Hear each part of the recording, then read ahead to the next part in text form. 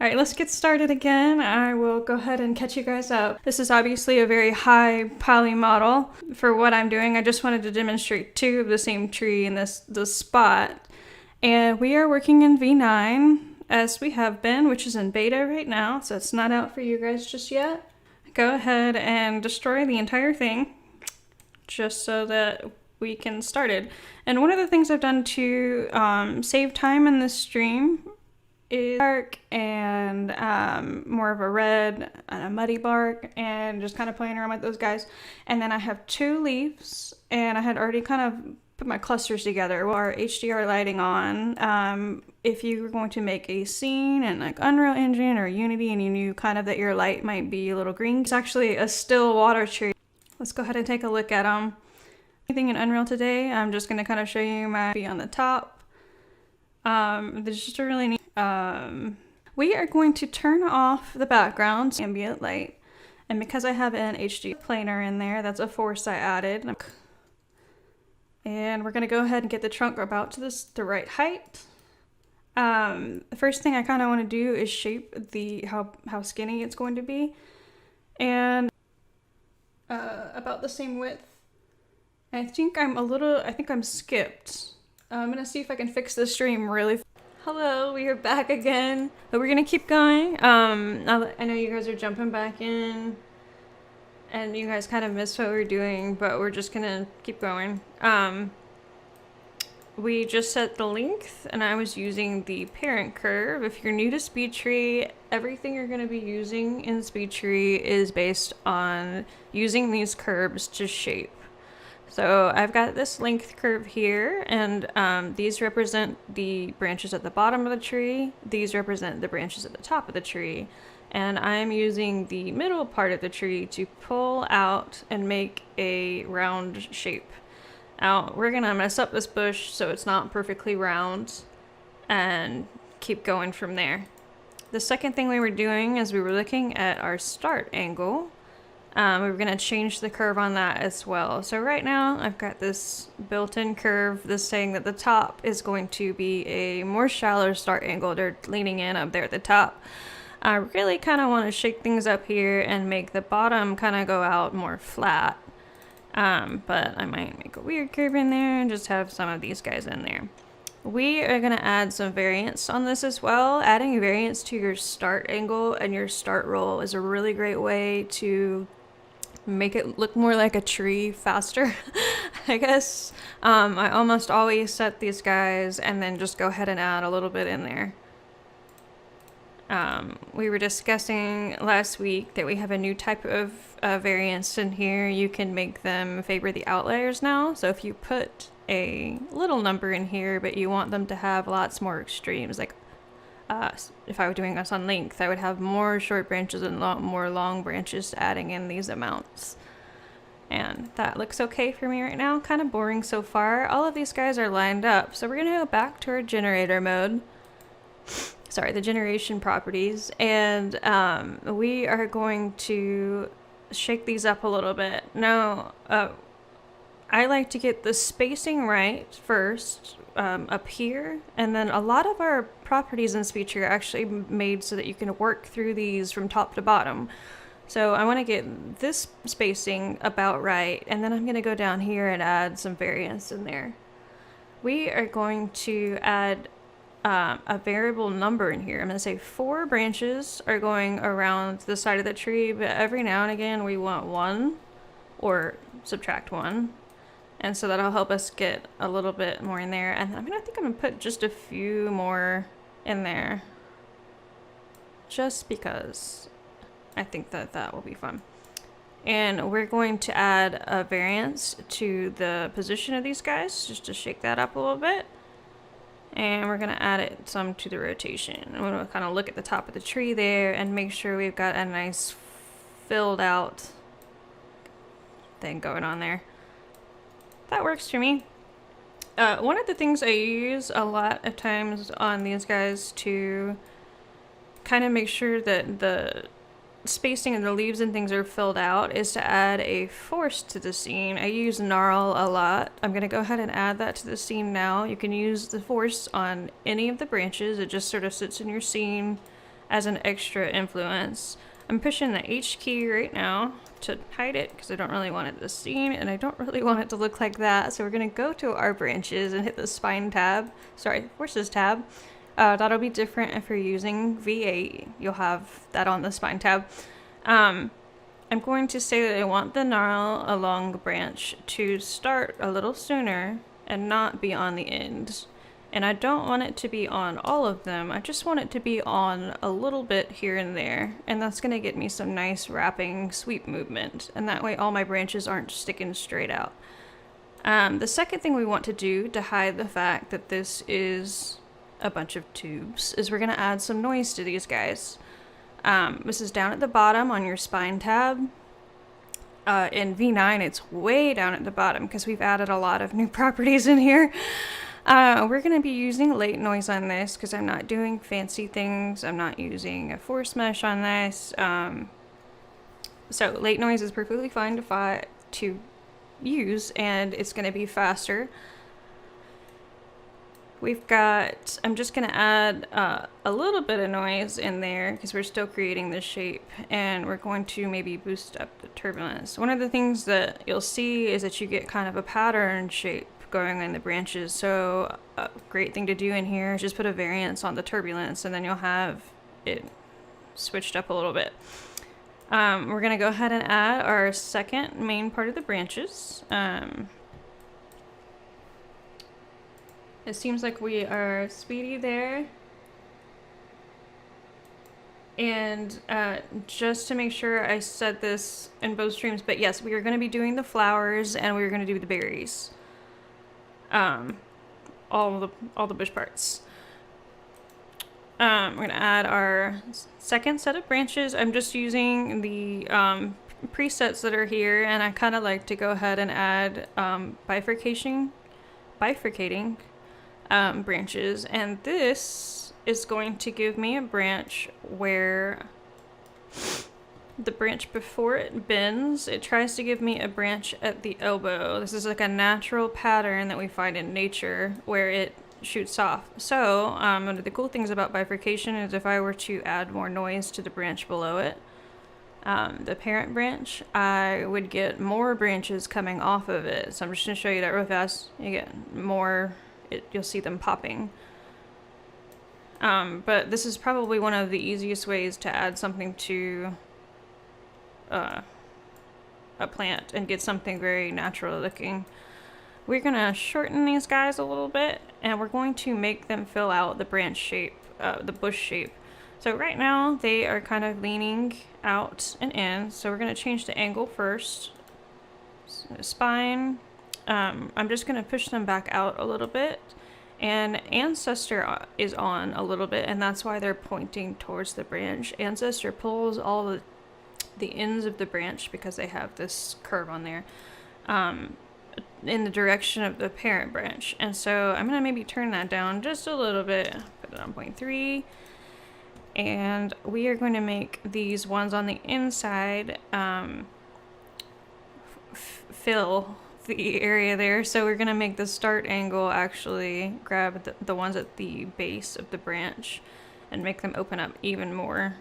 And we're going to make them a little longer as well. So a lot of new time users get really confused by absolute loop or percent of the parent. And just to explain that right now, whenever we do build something in generator mode, we are making something that will randomize later. And so a good rule of thumb is for your trunk or your main part of the tree is to be an absolute number. And so we don't get any random zeros in there in the randomization. And then from there on out, you want to use little amounts of percent of the parent, which means basing its length on the one before it. And that way, if you make any major adjustments to the middle of the tree, all of the branches that follow have a little bit of an understanding of how they're built. So we're using this, and we're going to use a little bit of absolute length as well, just to make sure they're exactly the way we want them. And we're going to make the ones on the inside of the tree a little bit bigger and the ones on the outside a little smaller. So along the branch, we're going to make these a little shorter. and we're gonna make the ones in the inside pull out a little bit, and that way you got some nice fill going on there. I'm gonna go ahead and get a texture on this guy because they're looking kind of bare. I kind of want to see what our bush looks like. And we've got our material tab up here. There's a lot of new, we separated V9, so there's a new tabs here if you're following along in V8.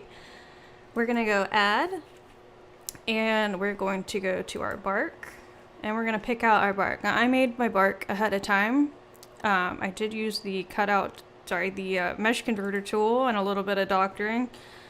And we've done some of that in the past one, so I'm not going to go so much into bark creation on this one. We're just going to kind of use our textures as we go. That will bring in all of your appropriate PBR maps. You can go in here and change the coloring if you need to adjust. We can drag and drop this on the tree, which I'm going to do right here. And if you don't want to drag and drop, each of these has a material tab that you can assign if you are ever in there and you don't want to drag and drop. There we go.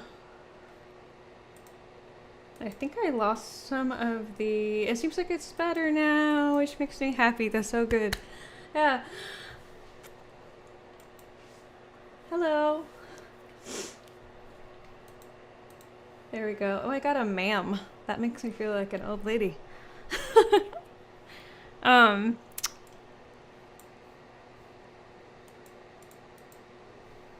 Okay.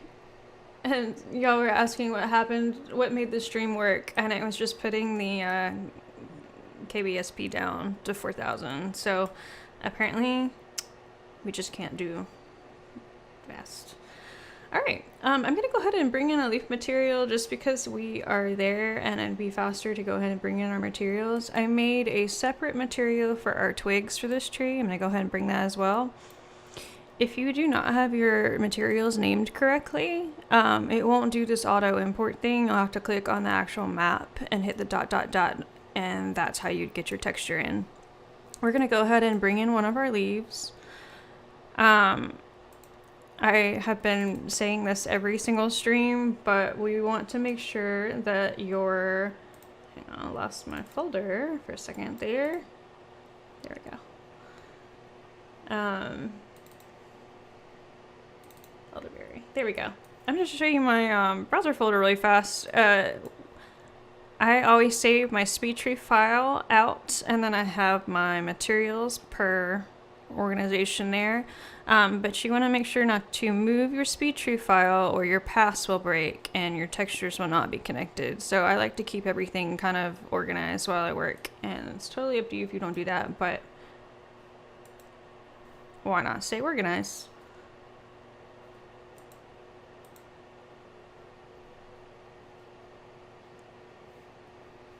Thanks, Arvid.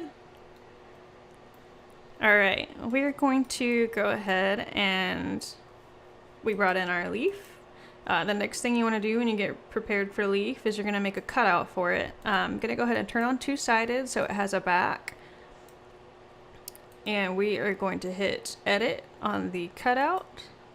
You can make as many cutouts as you want if you've got an atlas texture or you've got something from Quixel and they're all pre-atlased. You would use the same material. You don't need to copy it or anything. You just need to make a new cutout for it, which you can add here. But this leaf is pretty simple, so we're going to keep it going. Now, the cutout editor, I'm using the Cinema Modeler right now. So as you can see, I've got a high, a medium, and a low resolution. We're going to start by making our low, and then we're going to add polygons and make the higher one. Because this is a bush and I want it to be really low poly, I'm going to keep this as small as I possibly can.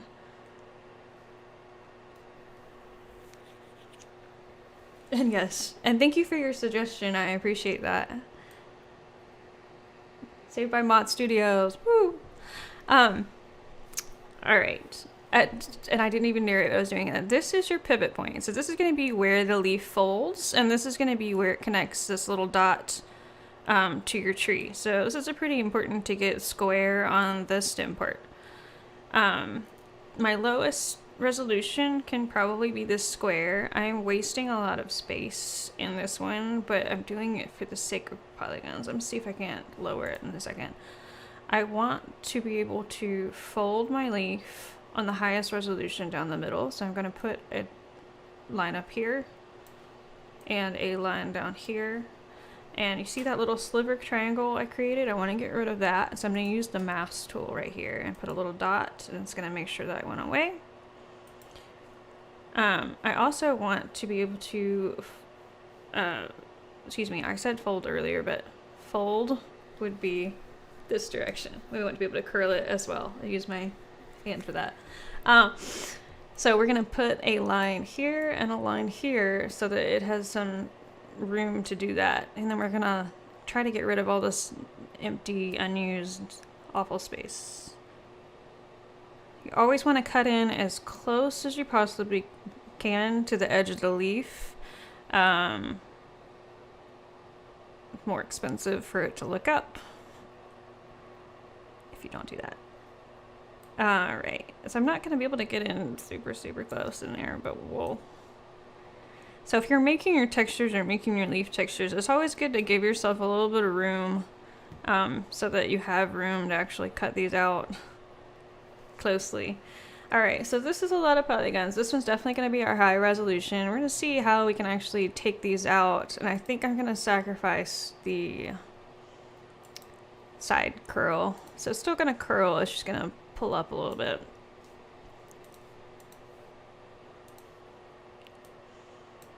It's nothing worse than having someone watch you make a leaf cutout.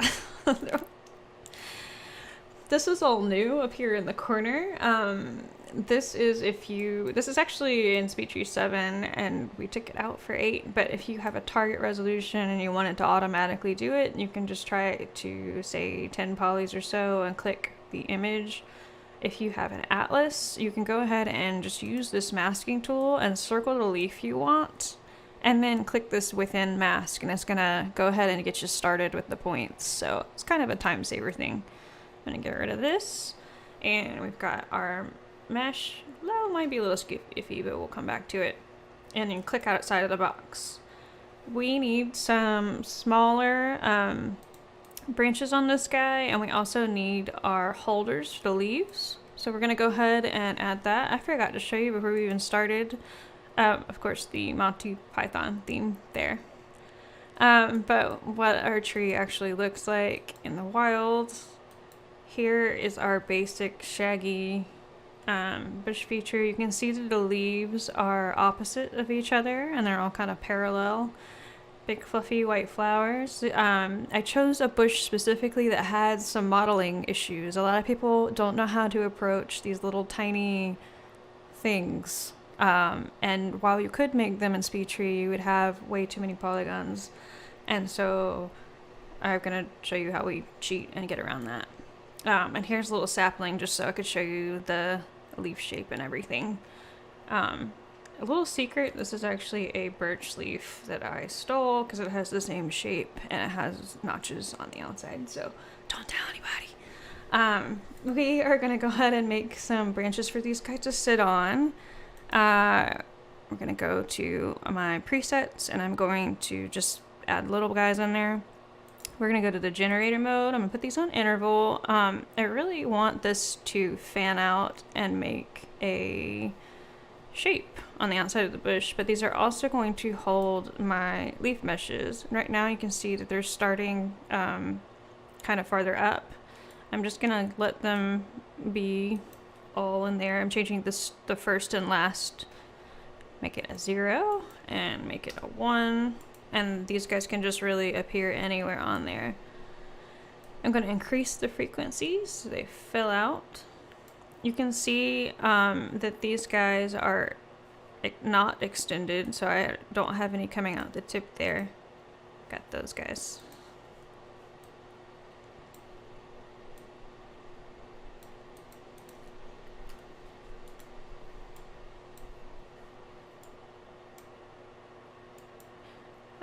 In frequency, sorry, interval is one of those things where if they weren't filling out to the edge because they didn't have enough frequency going on there.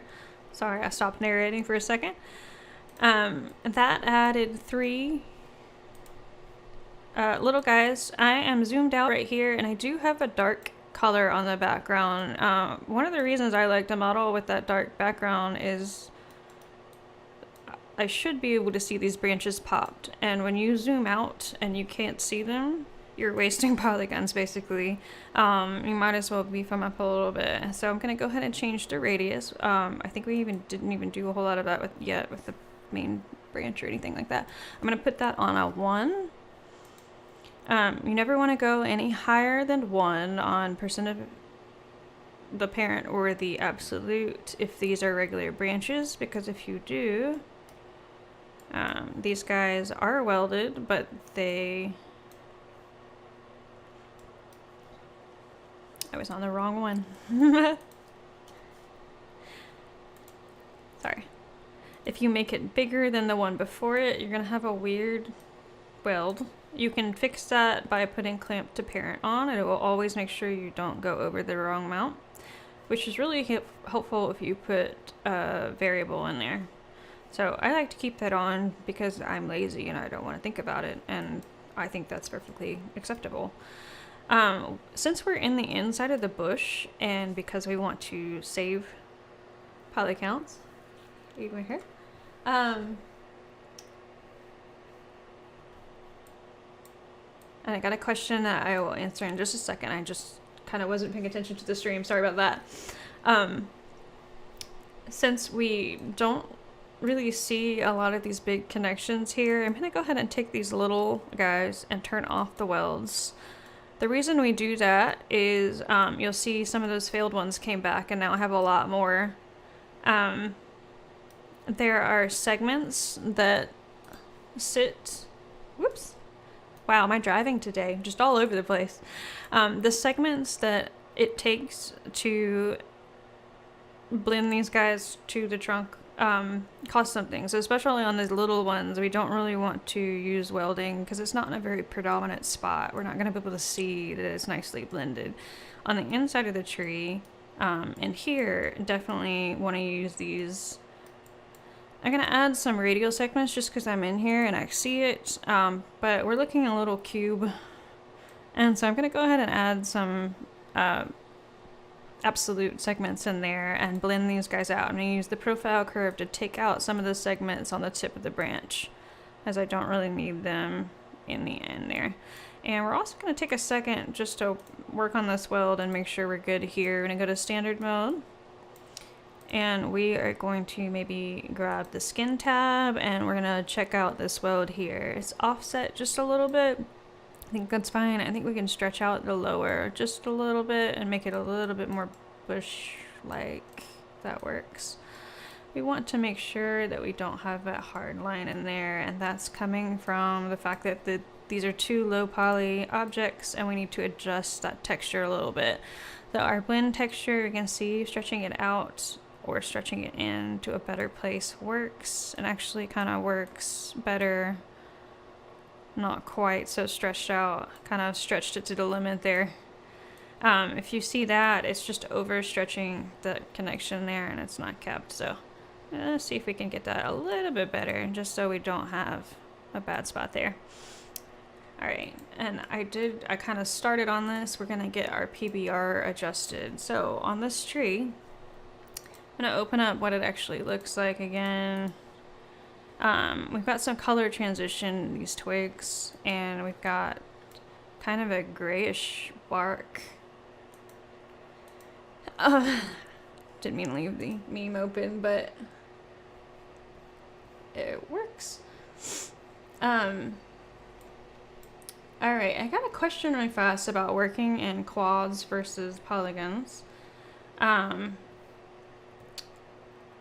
So if you're going to use sub D, you need quads.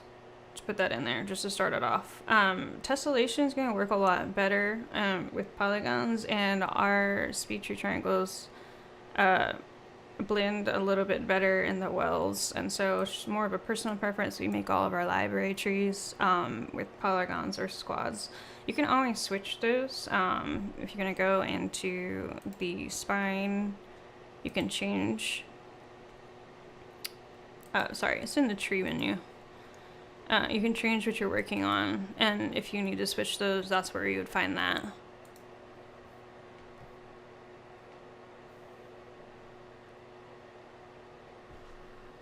And I got a zipper face. I don't know what that one was for. I might be missing what that one was for, but I'm gonna keep going. I'm just gonna do a couple texture adjustments here. I've got a really colorful bark. I don't really mind that it's colorful, but I kind of want it to look like a dry, crumbly bush bark. So I might just decrease the saturation just a little bit, and we're gonna go to the normal and maybe beef up the cracks just a little bit if we can get up some of that. I say beef up a lot, and that's one of the really funny things watching. I did not realize that phrase was so ingrained in my head, but apparently it works. I'm just gonna see what that looks like from far away. I feel like it's just too brown. I'm gonna see if I can push this into more of the yellow family, kind of make it dried out looking. And then we are going to, okay, I don't need a subsurface map in here, so I'm just gonna X this one out and make sure that my value is actually a 0. We don't want subsurface light coming in through the tree. My AO is pretty good. I got some nice little cracks in there. I'm not really using a height map in this one. It loaded it in automatically, but this isn't doing anything for me. I'm gonna just X that one out. I'm just gonna save you texture space when you save your file. Now, to check the gloss value, we have a render mode for that. You're gonna go to material and go to the specular.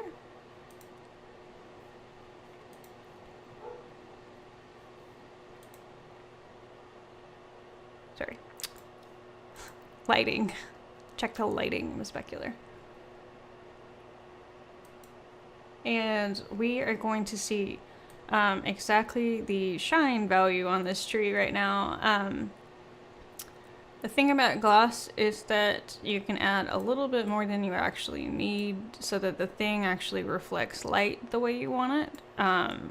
In this case, my bark is still a little bit too shiny. It's just catching every little bump on the tree, which is fine. I just want more of a true to life value.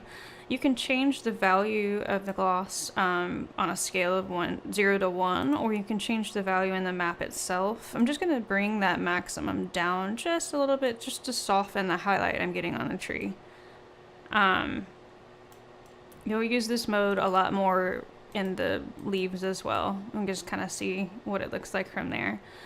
On these branches, I'm going to switch the material. I'm doing a multi-select here. You can do that. You can edit these together if you want. You want to go to material, and I'm going to check the twig bark that I had put in there. And I wanted this bark because it has a little bumps in there, and you kind of see just switching up your bark a little bit actually just helps a lot, add realism and texture in there. The little bumps on that aren't very accentuated. I'm going to see if I can get a little bit more out of that. And my gloss value is actually a little darker, and I kind of want my gloss values to match. And the way you would do that is go to render mode, material, and check your gloss and see that they are the same value. And see, this one's a little darker, and so I might actually kind of try to blend these out a little bit. I'm going to use the map adjustment here as well, make it a little brighter. And I might bring down the max just a little bit. I'm going to go to standard, and for that, kind of a boring bush so far, but we're getting there. These are going to hold our leaf, stems. Stems is the word I was thinking of. Right off the bat, I added all these twigs, and I haven't taken a second to drop my polygons at all. And so all of a sudden, I'm in high resolution, and I've got 2.5 million on this. So let's take a second just to drop those down. So they're all in the twigs pretty much. I have way too many in here still in the length, so I can grab this and actually leave the segment count in there, but just use optimization a little bit to take them out on the bends. I just really don't need those at all. I'm going to check the amounts in each of these and go through, and I really want to do that before I add leaves or anything, because I don't want to slow down my computer.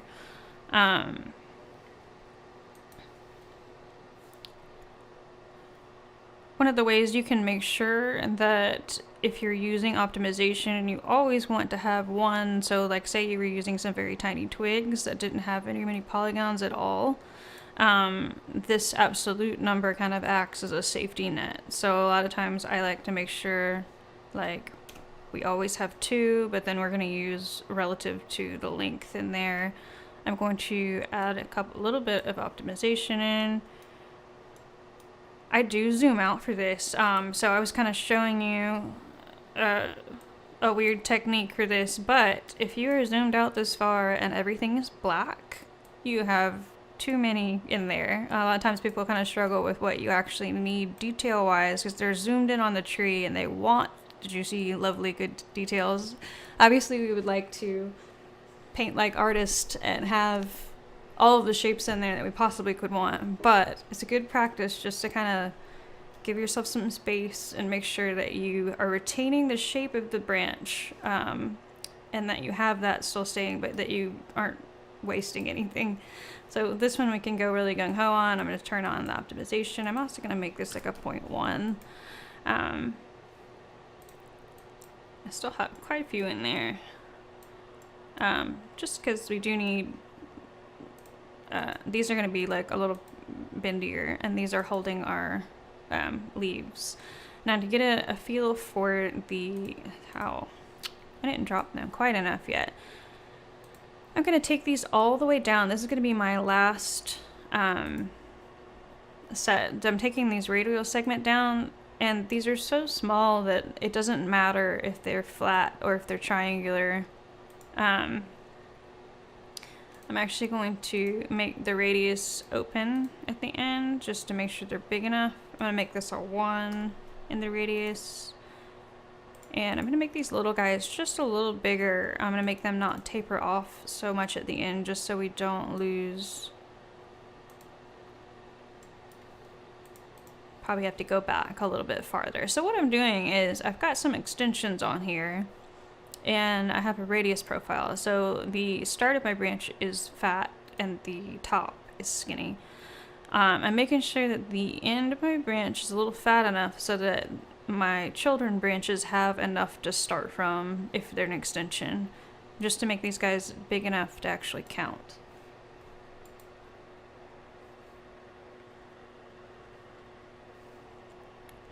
There we go. All right, we're gonna go ahead and this guy still has a crazy amount of link segments in there. Don't know if I left that one out in optimization. I could have just multi-selected and done this all at once, and I wasn't thinking. I'm gonna just kind of put very few in there, and we should be set. We're gonna go ahead and add, I'm gonna put it back in standard mode. We're gonna go add some leaves. This is going to add leaf mesh, and the difference between you're gonna be using leaf meshes for primarily the game modeler, or if you have like a specific location that you need for your leaf. But because this is the cinema modeler, we're working on a VFX tree, I'm going to convert this to batch leaf. We're going to use the batch leaf. This is going to compute a lot faster. You can't node edit batch leaves, just so the difference there. We made a leaf and a cutout earlier. I'm just going to grab it and drop it on the tree. If I didn't drag and drop it, as you remember, it's in the material slot. You can just drag it down there. If you have multiple cutouts here, that would be where you select which one. If you needed very specific ones, you'd have to add it again there. And let's go ahead and shape our leaves. The first thing we want to do is make them opposite of each other on the branch. So we're going to go to Gen. I'm going to take them off absolute. We're going to put it on Phyllotaxy this time. And we are going to go opposite of each other, exactly how they did. And these are controlled by the spacing between them. So there's too much space here. That's why I'm seeing only 2 leaves at the bottom. So I need to make this number smaller to make them closer together. And we are going to focus on one. I hit the F key just now. And I'm going to back up for a second and see how big my leaves are to the little dude there, because that'll kind of help us decide how long that branch is. We're going to make them just a little bit smaller, and that's going to get us our spacing correct. Now we're going to zoom in a little bit there. Now we're going to get our internode length correct and push them down. So got too many leaves on there. Basically on that tree I really only see like 6, or you can do this very exact if you want an exact number, but for this sake I'm just going to make the branch underneath it shorter to match up with the sizing. I did that percent apparent there. I'm going to do less of that amount and see if we can't get something a little bit more. On the leaves here, I'm going to do an extend parent so that I've got one on the tip. And now we're going to start doing the location of these guys. I'm going to clear the focus for a second. And man, that is ugly so far.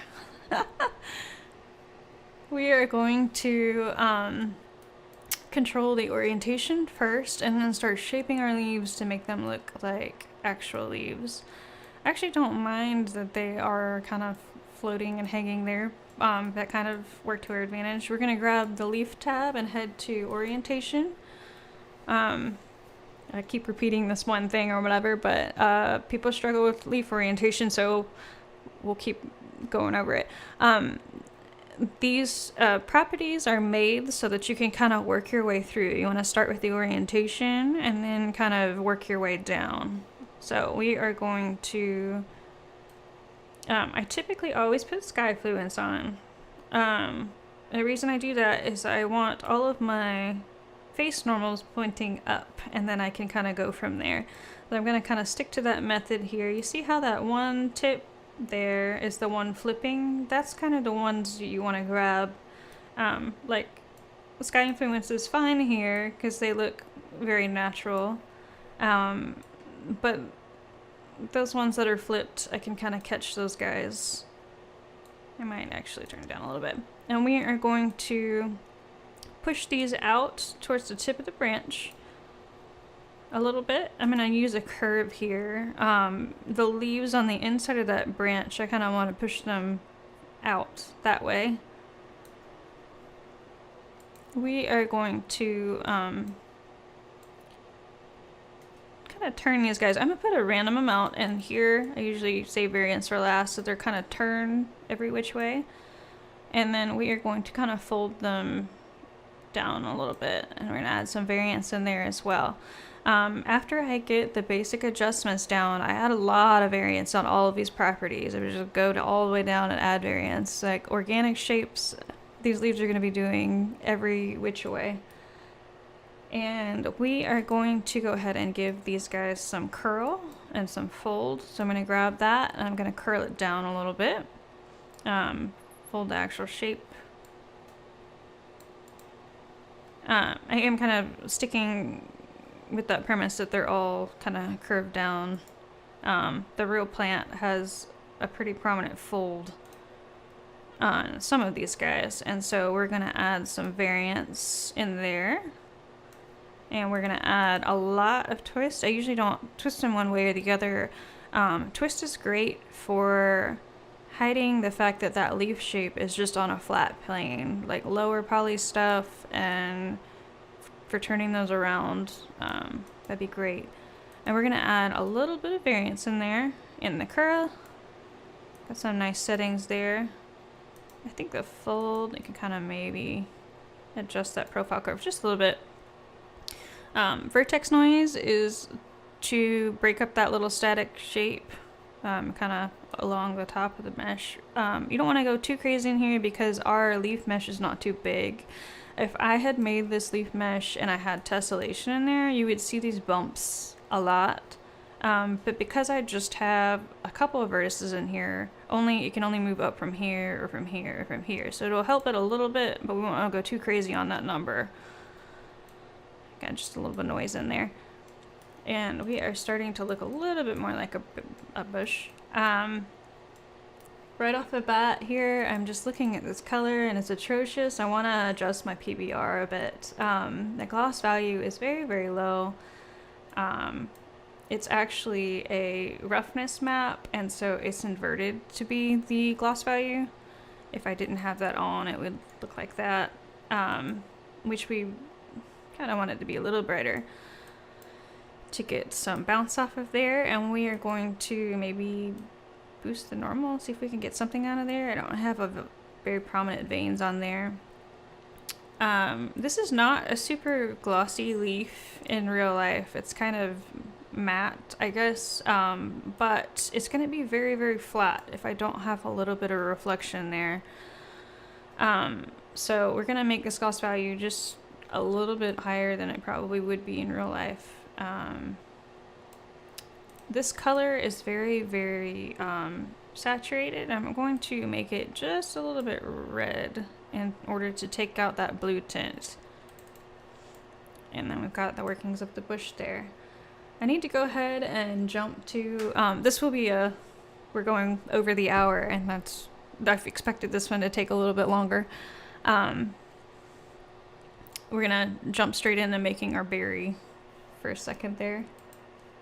And I'm just gonna catch up on comments because I wasn't paying a whole lot of attention, but does anybody have any questions or anything so far?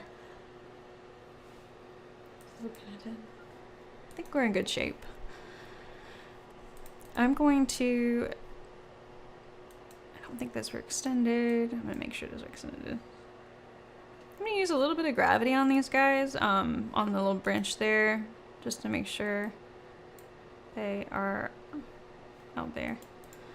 I'm gonna use some planar as well. I'm gonna add the force there.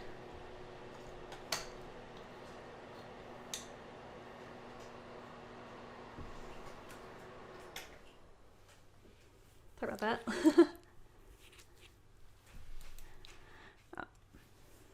Okay, I'm gonna grab these guys in the middle and actually kind of level out the tips by using the planar first. I'm gonna turn that on for them. And I only want it on the end, so I'm gonna put a point in the middle there and just kind of relax it a little bit. It's probably a little too strong. And there are not enough branches on that guy to really fill out the space. I don't think I really did the generation. Yeah, I just did one. So we kind of want to fill out and make some different shapes there. I don't have a lot of variance in the length as well either, so I'm gonna maybe put just a little bit in there. I'm gonna favor the outliers, and I'm going to add just a couple more branches. I don't want to do anything too crazy, but I also see a pattern. A lot of times when you can highlight on these little guys here, is I kind of want to break that up a lot. So I'm going to start by doing that by adding just variance in a lot of the things in here. I'm going to put a little bit in the gravity. I'm going to put a little bit in the ancestor. I'm going to put a little bit in the start roll and a little bit in the start angle. Just kind of go nuts there. And that's going to help break up that repeat pattern you see. I got an awkward place. This is kind of how I decide to go forward here, where there's a blank spot. But I have not added very much noise in that. So I'm going to see if I can get rid of that by adding some noise. I'm in spine properties all the way down to the bottom. I'm just going to add a little bit more in there to see if I can get some of these guys turned around. Not bad. We're getting there. He's just a little goofy looking. One of the things that really kills it is that all the leaves are exactly the same size. And you may have noticed in this one that I stayed on high resolution this entire time. If you had a really big tree, you would want to model this in the low resolution. I'm now on 2000 polys, 250 and 3.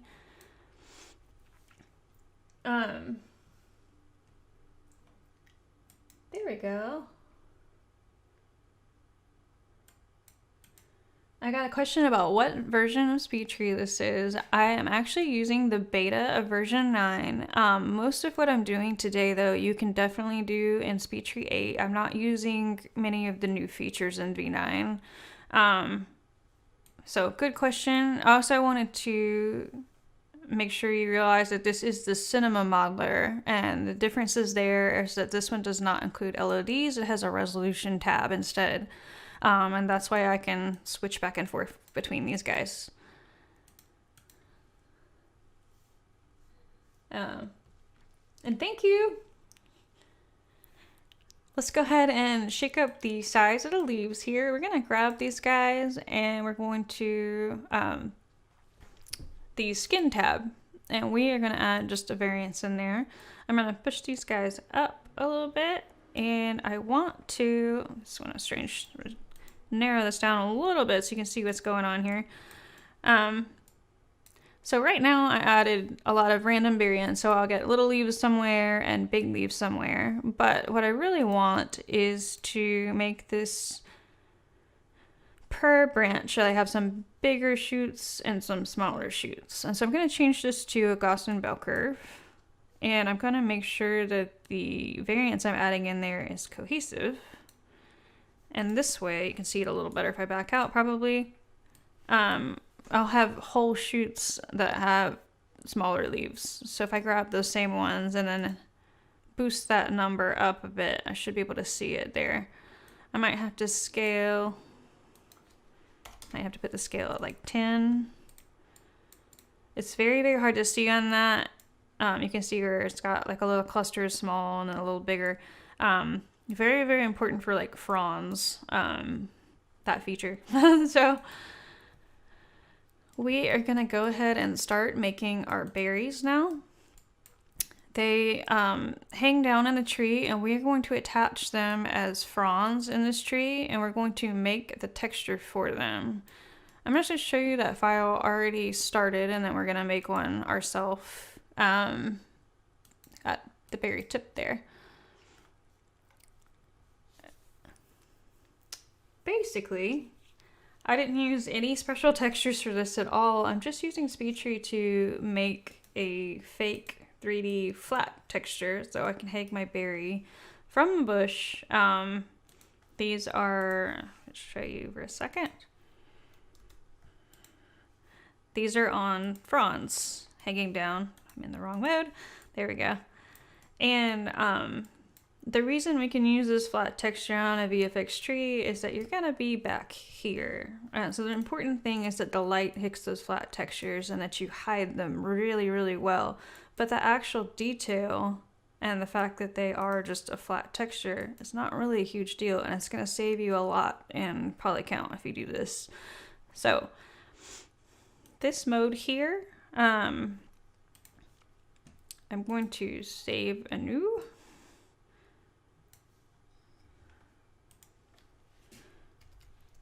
We're just going to make another file here. I'm also going to hit save on this guy because I haven't in a while, and that's probably a good thing to do. We're going to the one that we're streaming, which is this guy. I'm just going to delete it so that you can see what we're doing. I am in just a different viewport. So I'm right-clicking in the tree window, and I'm heading to... I'm clicking everything in the tree window and getting multiple things there. I'm in the XY plane. When you start to build this, it's probably better to put it in that mode just so you can get it all set up. I'm going to hide the art director tool too. All I did for the berry was I added a trunk and I flipped it over on its side. For some reason, these guys are starting with bones showing. We don't need that. I just knocked it down and I started to shape this thing to look more like a berry stem. And I actually did it facing this direction, even though we want it facing Y up. Or I guess that's X down. We want to make this a little shorter. And we want to make it a little skinnier. And we want it to be more of a tube shape, basically. I'm just going to drop the end down. And we're gonna do that. And so I added into the scene already. I've got gnarl on there. You can kind of add a little bit of twist, just like it's a hanging down branch. I added some branches from there. And I got a question about, can I use the Cinema Modeler to make a games tree? And the question for that is, well, a lot of the modeling is going to be the same. You can use our cinema trees and open them in the games modeler and like convert them, but you do not have the same things that you need to export. This will not export in a game format. And you're going to need LODs, you're going to need light maps, you're going to need our game's wind. So no, you definitely want to use the correct for your EULA and the one that will give you the export you need. Adding those little twigs on there gave me basically that same shape. I don't know if you remember from these, but we've got a, where are my berries at? Hot pink, and then they kind of split off doing this thing here. What I did for the berries, for the mesh, is I just added them on as a leaf mesh. And I'm going to bring in that mesh. It's 3D. I just used a spear. I had some smaller shapes in there just in case I wanted to put them on the real tree, but we'll just use that. I've got my textures already kind of made in here. This is my berry texture. And what I did for that is I got to assign it to the spear. And the spear 2 is the one we just brought in, but it was in the spear that I already had in there. And we are going to drag and drop that onto the leaf mesh, and where they made a weird thing. I'm going to make these a little smaller. And you can see in the other file, I had kind of changed up the shape a little bit, and you can actually manipulate these just a little bit, even though they are a 3D mesh. But what I did was I added a little bit of fold, a little bit of curl. You don't want to go crazy on these, because if you do, they will really, really look bad. But that's just enough to give it that basic berry look. And then I made a hot pink texture. I really just used the same twig branch from the other one. And we also, you can use as many polygons as you want in this mode, because you're just exporting this out. And so to get the detail in there, for that other one, what I did was I added a bunch of segments to the actual branch. Don't want them to taper off on the end. That's a distribution curve. And then I tapered the end of this a little bit so it closed, but I made like little buds on them. And you may be wondering about that other little file I showed you. I made a separate file for this one where I made a little berry tip. And all this is it's a branch holding my leaf in the middle. So it's like a single trunk. And then I have a set of branches holding fronds set in the spiral pattern. And then I just exported that out for the berry. And I'm going to show you this is totally just me not wanting to waste time. But what I did was I just added a leaf mesh to the scene. And I stuck it down there on the tree. I clicked on that guy and I added a material, which was my berry tip. I made them sky facing, and I put maybe like 3 or 4 of them on there once I got the berries in there. And then I just used the screen piece to move these around. So you can click on this guy and hit the W key on your keyboard and then just slide them into place. And basically, since I'm getting the texture out, they just need to be hovering over the berry in order to look like the berry end. So instead of having to hand node edit a whole bunch of those, I mean, I really just don't need that many of them. It switched me to node mode just now. I just want to make sure you realize the difference. But when you move something around in screen space like that, it is a node edit. You can see that edit. If you click it, it's going to tell you where that is positioned. I'm going to go back to the generator mode and make these a little smaller. And so your final texture can have the ends where you like them. I'm gonna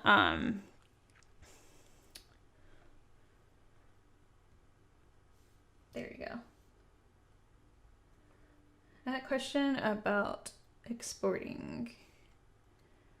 And part of the export process is that it does unwrap those textures. And so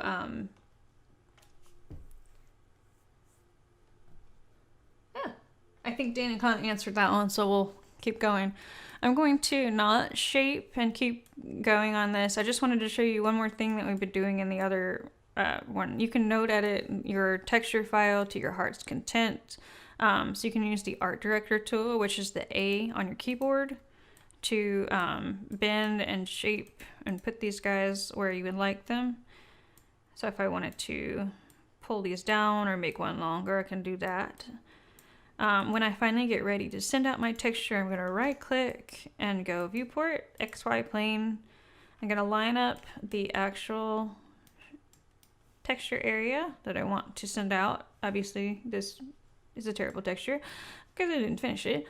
And you're going to, you can go to window properties if you want to turn on the screen safe, like if you had an exact shape that you were sending this out at, you can click on this little guideline and it's going to give you the box. So I can then line up the box and make sure that I fit within there.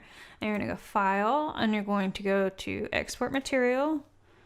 On mine, I sent them all out at 2K. I streaked the colors underneath so that I don't have any aliasing or weirdness when I zoom in and out. I used all the PBR maps that I'm going to be using. If you have a specific workflow, like if you're using a roughness amount, you can change what map you send out and select one of our presets. Oh, back to the tree. The one that we were working on. I'm just going to assume that we finished that up and it was nice and pretty. I'm going to bring it in. I sent it out to my berry folder as a cluster. There it is there.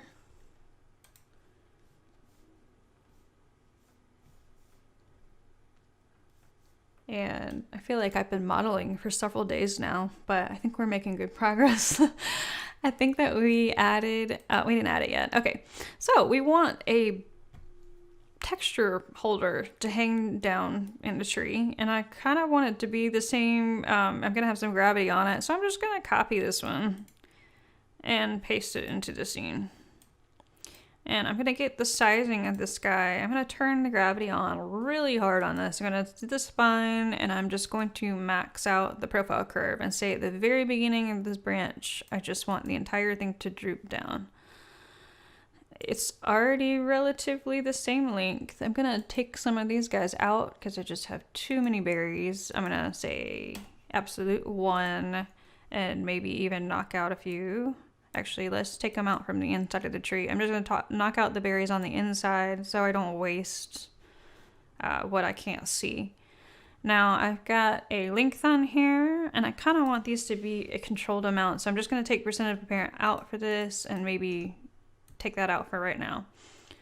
We're going to add a frond, and we're going to add the material we just brought in, which was the berry cluster that we needed to put two-sided on so we can see the backs. If you're adding something on a frond, the size of the branch before it is what controls the texture length. So we're gonna make these just a little bit longer to be our end berry size. And because they are cute little details, why not make them nice and big?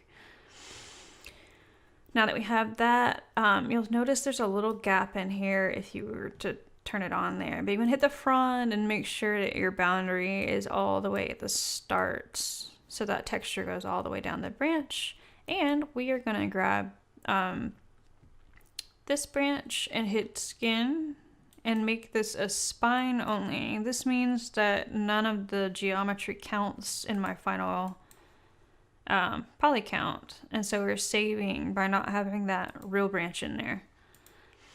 Now, I've got my berries hanging on the tree now. I have not added a cutout for this. These are straight out. If I wanted to try to hide the fact that they are flat planes, I'm going to need a cutout on those guys. And so I'm going to go to cutouts and meshes and cut this guy out just like we did the leaves.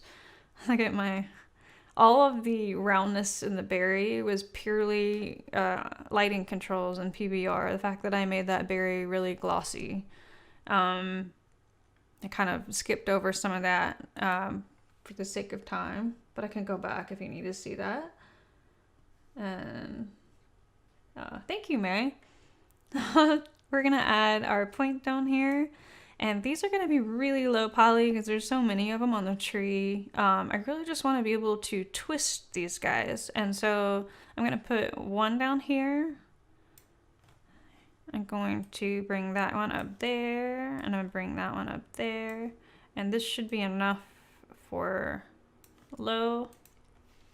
I'm gonna keep it on medium as well, and that will let us twist that guy, but we really don't need to waste polys there, I guess would be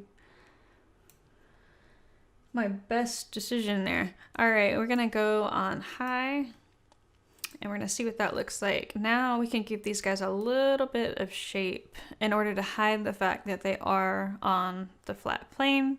First thing I'm gonna do is grab these guys and kind of curl them in on themselves so that they, there we go. And I might fold them out a little bit. The fold is gonna help give them more of a 3D shape. We're just gonna add a little bit of variance in there, a little bit of variance in there. And sometimes when you're turning, we're still catching them. So like that right there isn't something that we want to see. So in my other file, I actually added a second set, which is this one here. I did that with an anchor, and then I have that second set turned so it makes more of a 3D shape. So we're going to go back to our cutout, and I just added a single anchor right down here somewhere at the base, so that would be a different length, and kind of had it going up. This is the direction it will be pointing. I saved that into the high. I should have done it on the medium and low as well, but we're just gonna forget that for a second there. And we're gonna go to leaves, oops, sorry, to the front. We're gonna add a leaf, and these guys are going to be the berry as well. And these guys are, I'm gonna make sure they're all set up in the right direction. So to make sure they're facing the light fine, I'm gonna push them up first. I'm going to push them down, and then I'm going to turn them to the right so that they are kind of cutting through that other texture. So now as I turn around, I have more of a 3D doubled up texture. If you were needing this to be really, really low poly, you might skip that step, but it will help just every so often if you were doing a render. The second thing that I did to add a little bit of detail to kind of blend this guy out was the dead leaves in here. We're gonna add a second leaf.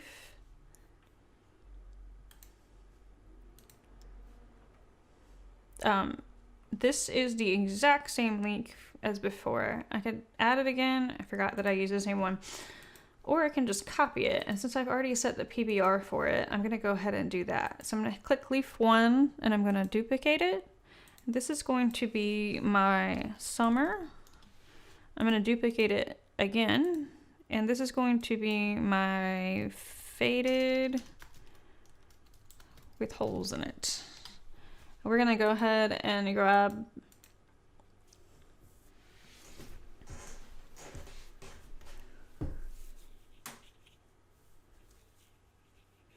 got a question coming in. Please add a way for one to add the anchor to all the LEDs at once. That's a great suggestion, Brian. I can see if we can add that to the request board. He's asking if we can, if you can set an anchor and then have it save out. Right now, if you were gonna set it on the medium and low resolution, you'd need to pop in that mesh and then add it to the same spot. Which is why adding anchors before you actually make the cutout would be the fastest way to do that. Start with your lowest, pick the points for your anchors, and then just kind of strategically work your way up. That happens to me all the time where I forget to put the anchors on and I have to go back and do it. So we'll definitely take that as a good suggestion. Okay, we were changing up our textures here. I've got the summer leaf selected. All I'm gonna do is just change the color map a little bit. I'm gonna make it an even darker green. This is just to switch things up. I could have done this in the variation as well, but just for the sake of it, I'm gonna make it a little bit redder. And we're going to go to that second leaf, which was the faded with the holes. And we're gonna make this one lose saturation just a little bit and do red again. I'm gonna bring down the minimum and up the max just a little bit. It's kind of like a faded temporary thing there. One of the things I didn't show you is I made a separate leaf here earlier. That's a dying one. I did this one in Photoshop. If you ever want to make a variant texture and you don't want a solid, I do this a lot. All this is a second copy of the leaf. I changed the color a little bit, and then in Photoshop I just softly erased, so I have a little gradient going on in there.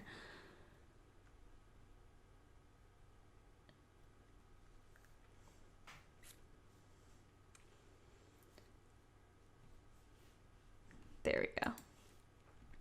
May, I will address your video question in just a second, so I don't leave you hanging there. They're just gonna finish doing this one thing on the leaf. I'm gonna grab a alternate opacity map. I did the same thing. I did a little editing in Photoshop where I added holes to my opacity map, and so I have this really eaten up leaf. They're not showing up on the tree yet because I haven't added them. I'm gonna click that leaf.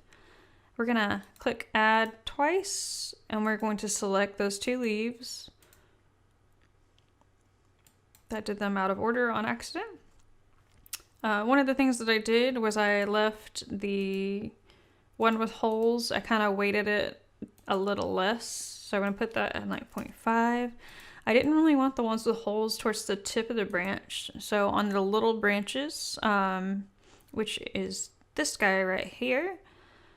So not the little tips themselves, but the one back from it. I said that I'd like less of the holes on the outside of the tree, I guess, just to have that little scattering of dead leaves in there. Kind of helps a lot.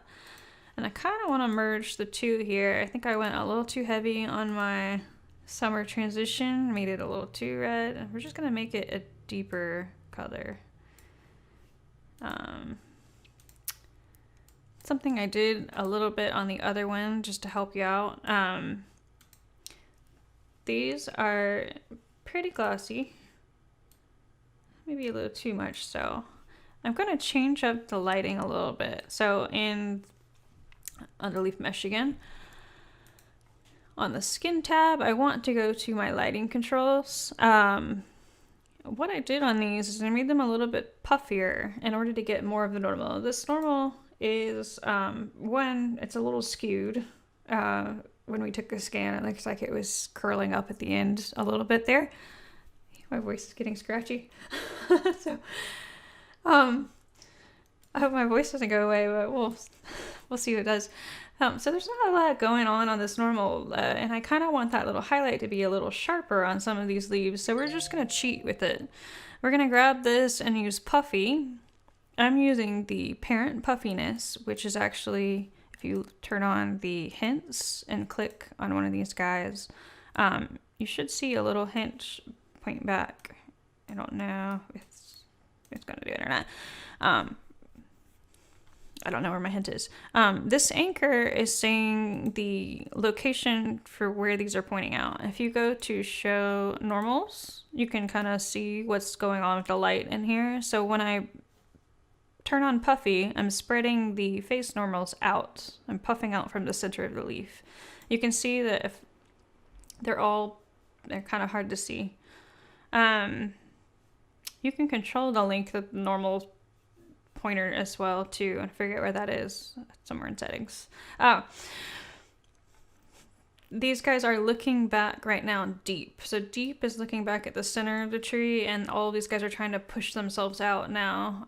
This is a little too extreme, but I just wanted to show you if I do intermediate, they're gonna kind of look per branch here is now looking back closer.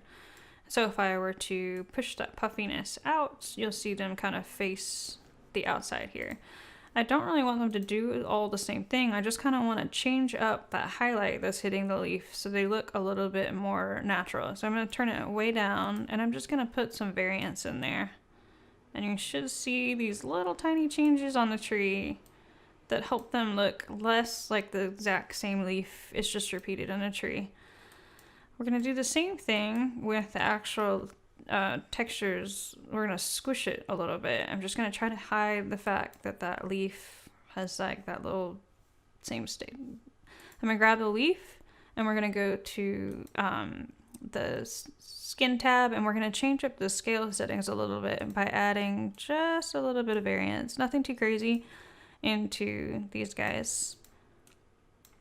And it's these tiny details, I tell you, that you really don't need to load in. I don't have that many textures in here, but we're already starting to look a little bit better. I really didn't have enough difference on the summer leaf. Let's give it some holes. I feel like this tree gets eaten a lot. I learned a fun fact while I was looking this up to make this tree, but the whole quote from Monty Python about smelling like elderberries, this bush stinks really, really bad, and it's not the berries, it's the flowers. When the flowers start to die, they actually smell like pee. And so that is, like, I always just thought it was for the sake of being funny, but it's actually because this tree is notoriously bad smelling, like a Bradford pear or something. Just to close this up, we're going to kind of wrap things up with the flower texture. Thank you for liking my Photoshop tip. That was great. And there was something I was going to answer and I forgot. I had to come back to it. What video courses would you recommend if you were starting to learn Speedtree? I said this in my other stream, but I was a wedding photographer before I learned Speedtree. I jumped right into the software, and I can honestly say that the best way to learn Speedtree is our presets that we offer in the download folder. We got a bunch of files in there that are just for you to poke through and click on these guys and wiggle everything and just make sure that you're like, all right, what is this? And then wiggle it back and forth. That is honestly how I learned the best. We have our live streams, which are more just like follow along instructions. And then we have our shorter streams, not streams at all. They're tutorial videos that are specifically factual. They're very fast. They just kind of help you get a layout of the land. The forum is a great place to ask questions, and we also have a pretty active number of users on ArtStation. I feel like asking ArtStation good artists there. I often get really good feedback there. So we have a whole YouTube channel as well. I think Amanda can post it for you if she's in the chat. But where we're accumulating other outside artists that are making tutorials for us. So hopefully we got you covered. We love feedback on those, so we like to know what's helpful and what's not. This is kind of the first year that we're doing these live streams, and it's been fun. The very last thing I'm going to do is kind of briefly show you the flower cluster, and I'm not going to waste too much time on that, but basically I brought in a couple of leaves. I set these, I set one in the middle that has a little feathery texture thing. I got just a little petal here. I used oh, I didn't on these. Sometimes I use a frond so I can shape the petal. And these just gonna look like popcorn. You're gonna be seeing this from so far back. I scattered these in the scene. These are just sitting on a spine only branch, but I just did interval and a circle. But if you changed that up a little bit, and I changed up the rotation and position so they would be kind of scattered, not on each other. I added these little buds down here, and I used a profile curve on them so that I could make the tips look like unopened flowers. That's just a skin turb, and I've got the profile curve and these are extended parents, so I should have added that. And I got the tip of it in a little bow there. You can kind of make some weird shapes and stuff like that. Be careful. Exported that out, and I'm just going to show you on the finished tree. We've got the flower sitting on there. Basically just have it exactly like the berry. I've got it on a little strand like this.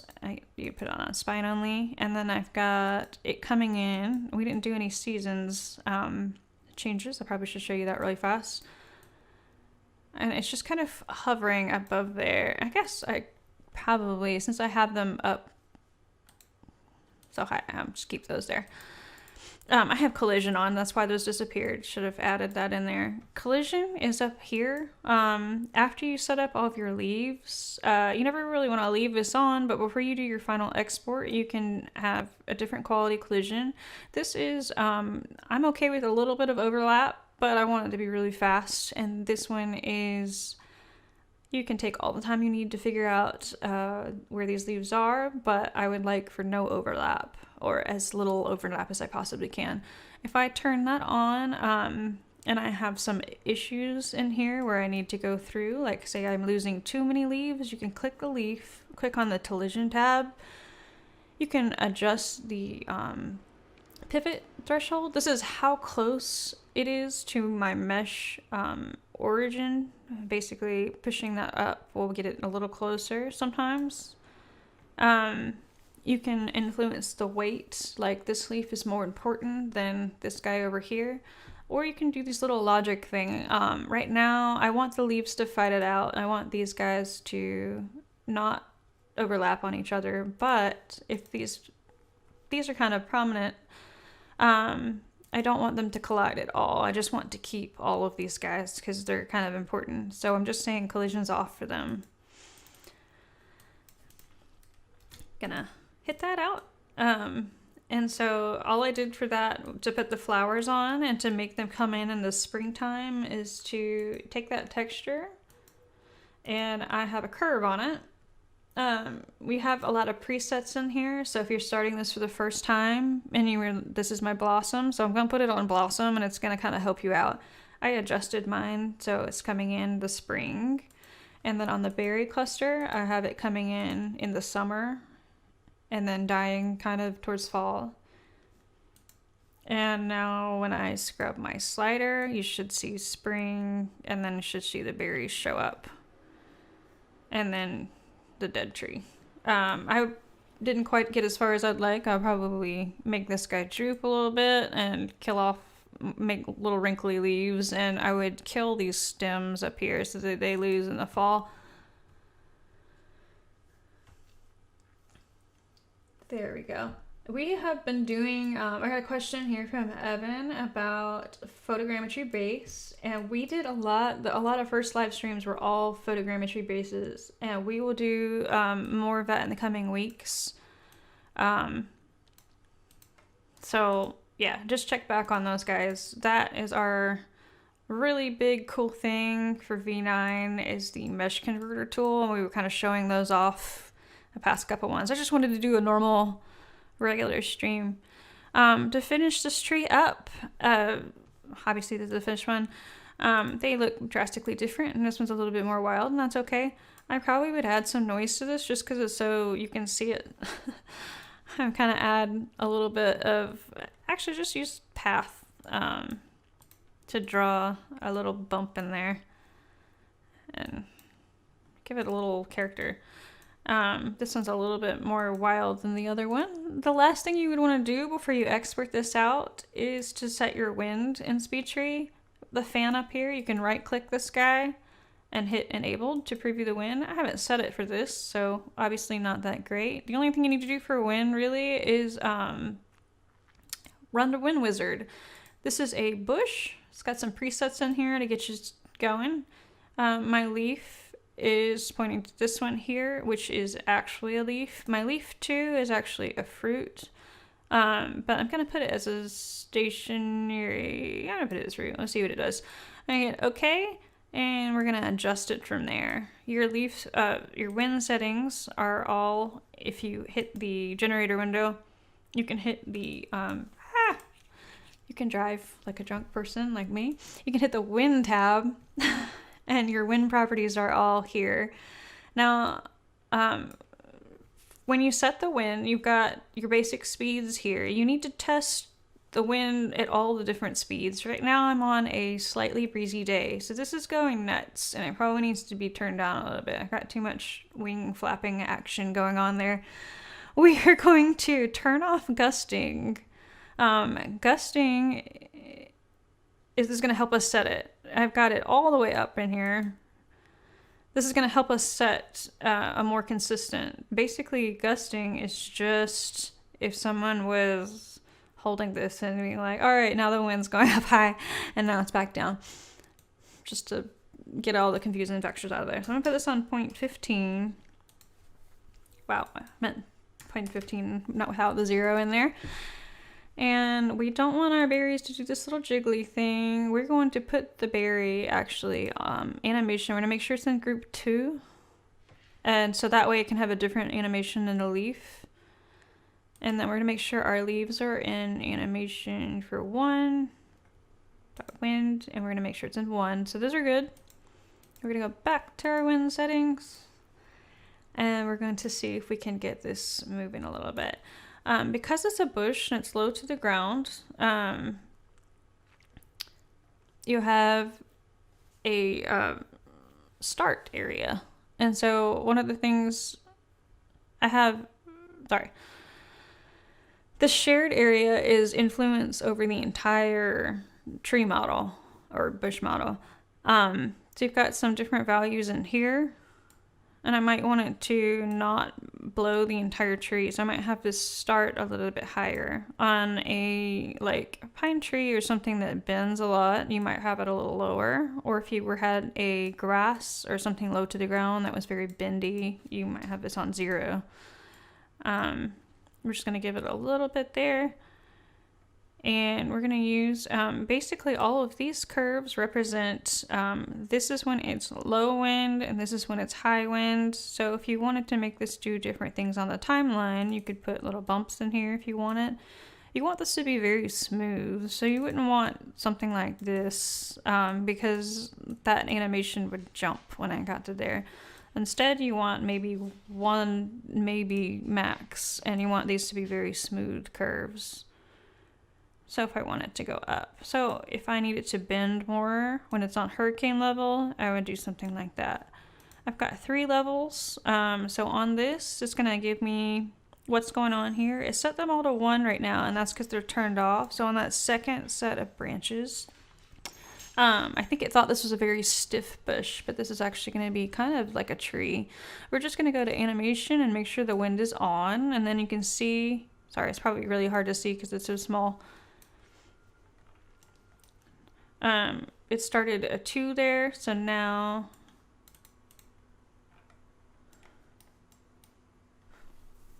I've got movement on those guys. If I go back to the wind levels,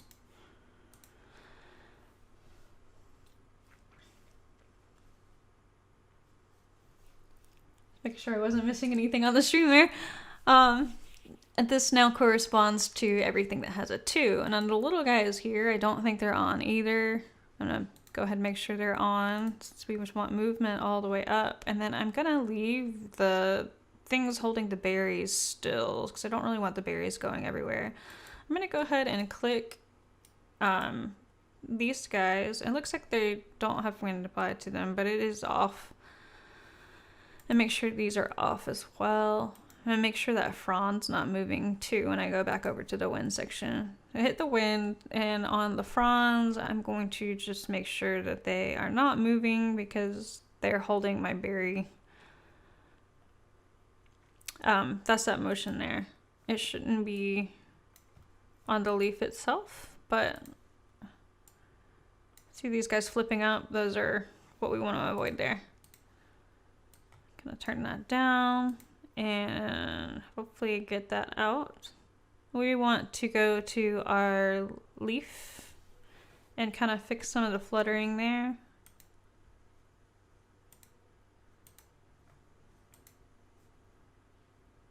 Still got the flicker there, and that might be a bug that's happening. I'm not really 100% sure. We're gonna make sure our leaves are doing what we want them to do as well.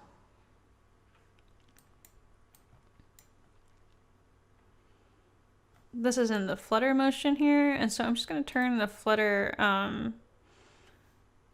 honestly, they just need to go a little faster. I'm going to increase the frequency up a little bit and see what we get there. I don't want them to flicker so much. Let's turn our berries off for right now, just so we can see what we're doing.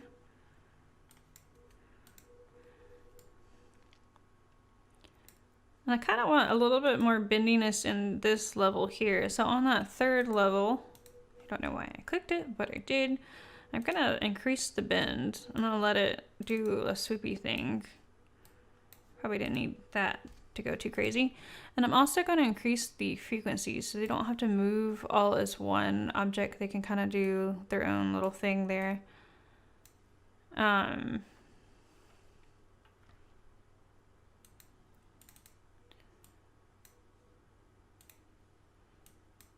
I'd let them bend just a little bit more, just to see if we can get something out of there. And let's see what that looks like with gusting on. It's gonna increase the frequency. Let's see what it looks like in high wind and just kind of boost it up. So I need to work on the leaf flutter and high wind because it's just a little too much now. I kind of like that it's going nuts with the branches and everything. I think the branches look great. I think that the flutter is just way too much. So we'll go back to our leaves and we will grab these scalers here and say that on the end of the branch, I just want to decrease the frequency just a little bit and then decrease the flutter amount a good bit. And so now if I was in high wind, I've got this big swaying hurricane thing going, but I don't have the leaves looking like they're gonna fly off a tree. Okay. And I got one last question from May. How long did it take me to master Speedtree? So, and questions about resources. I think we just covered the resources and learning or whatever. I picked up Speedtree very fast. Everybody learns at their own pace. I think that you can make a decent looking tree super fast just by going in here and adding our presets. So I think that's a hard question to ask. Like how long does it actually take to master this program? For me, I feel like I got the basics down in about a month and I felt really, really comfortable with the program after a year. So hopefully that answers your question. We got the bush kind of hanging out here. And that's going to wrap up our stream for the day. We had a really long one today, and that's totally fine by me, but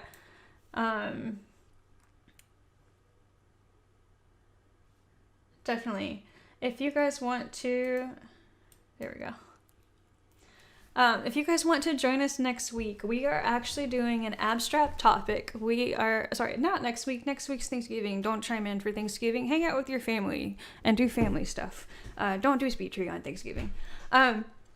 So the one we're doing after that is going to be all about phyllotaxy. And it's actually a very, it's more of an art approach. It's how do you break down what a tree shape is and then apply it to Speedtree, because it's procedural math, and a lot of times the two things don't go together, or you might have trouble thinking through that process. So if you are a new beginner at Speedtree and you have trouble extracting shapes or deciding what to do where, or what type of phyllotaxy to use, we're just going to be doing branch after branch after branch, just pretty much all about structure.